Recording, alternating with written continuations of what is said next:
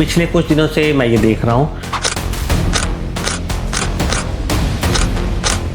कि जिन मरीज़ों का इलाज अच्छा हो जाता है वो डॉक्टर के बारे में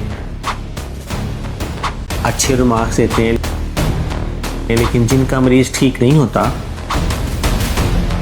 वो समझते हैं कि शायद हमारे मरीज़ का इलाज डॉक्टर साहब ने ठीक नहीं किया।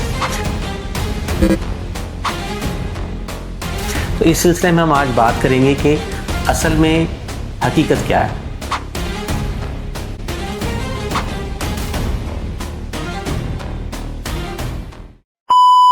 सबसे पहले तो आपने ये देखना है कि आप अपना मरीज लेकर किस वक्त आए हैं हमारे पास। अगर आप मरीज को लेकर ही आखिरी स्टेज पर आए हैं तो कोई भी डॉक्टर उसको ठीक नहीं कर सकता। तो हमें अपने आप को भी देखना है कि हमने अपने मरीज को इतना लेट डॉक्टर को क्यों चेक करवाया है। क्या पहली स्टेज में इस मरीज को नहीं लाया जा सकता था? तो सबसे पहले हमें इन चीज़ों के बारे में पता होना चाहिए कि असल में कैंसर की कितनी स्टेजेस हैं और कौन सी स्टेजेस हैं जो ठीक होने वाली है और कौन सी स्टेजेस हैं जिनमें हम 100% ठीक नहीं हो सकते। तो 4 किस्म की कैंसर की स्टेजेस होती हैं, 1, 2, 3, 4। पहली और दूसरी स्टेज ऐसी है जिसमें हम कह सकते हैं कि पेशेंट 100% ठीक हो सकता है इलाज के साथ, जिसमें ऑपरेशन भी किया जा सकता है, शुआएं भी लग सकती हैं और कीमोथेरेपी भी हो सकती है। इसके बाद आती है तीसरी स्टेज। तीसरी स्टेज का मतलब ये होता है कि कैंसर अभी फैला नहीं, लेकिन जिस जगह पर है वहाँ पर इतना बड़ा हो चुका है कि इसको ऑपरेशन से निकाला नहीं जा सकता।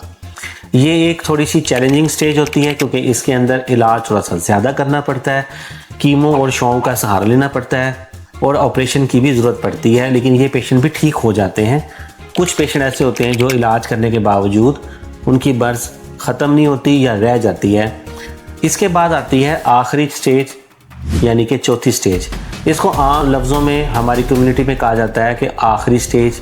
आखिरी स्टेज का मतलब होता है कि मरीज़ आखिरी स्टेज में है कि ये ठीक नहीं हो सकता, जबकि हम इसे 4th स्टेज कहते हैं, जिसमें हम कहते हैं कि मर्ज़ जिस्म में फैल गया है, खून में शामिल हो चुका है और जिस्म किसी हिस्से में भी फैल सकता है।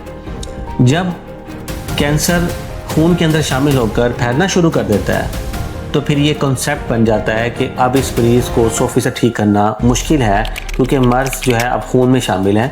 आप ठीक भी कर लेंगे तो मर्ज़ दोबारा ज़ाहिर हो जाएगा। आखिरी स्टेज के मरीज़ों के अंदर हम उनकी ये मदद करते हैं कि उनका इलाज करके उनके सिम्टम्स, यानी कि उनकी जो प्रॉब्लम्स, उनकी तकलीफ़ है, उसको कम किया जाता है, उनकी क्वालिटी ऑफ लाइफ को बेहतर किया जाता है और कोशिश की जाती है कि मर्ज़ मज़ीद बढ़कर उसके किसी ऑर्गन को फेलियर में ना ले जाए। जैसे जिगर का फेल हो जाना, फेफड़ों के अंदर मर्ज़ फैलने से सांस की तकलीफ़ का बढ़ जाना, इन मामलात को रोक लिया जाए ताकि पेशेंट की जो बाकी ज़िंदगी है वो ठीक तरीके से गुजरे, तकलीफ़ के बगैर गुजरे और उसकी क्वालिटी ऑफ लाइफ थोड़ी सी बढ़ जाए और किसी सूरत इलाज के साथ उसकी ज़िंदगी भी बढ़ जाती है। तो जब पेशेंट आएगा ही 4th स्टेज में, तो वहाँ पर हमारा ये सोचना कि अब डॉक्टर हमारे मरीज़ को ठीक कर देगा, ये बात गलत है। ऐसी बात नहीं है। मरीज़ ठीक भी हो जाते हैं, लेकिन चांसेस ज़्यादा ठीक होने के नहीं बल्कि बीमारी के कंट्रोल होने के होते हैं। तो हमने कोशिश ये करनी है कि अपने इर्द गिर्द या अपने घर में कोई ऐसा मरीज़ जिसको कैंसर है, अगर पहली या दूसरी स्टेज में है तो उसको उसी स्टेज पर ही ठीक करने की कोशिश की जाए, ताकि मरीज़ उस स्टेज पे ना पहुंचे जहां पर हमें नाउमीदी हो या फिर इलाज के बाद हमें नाकामी का मुंह देखना पड़े।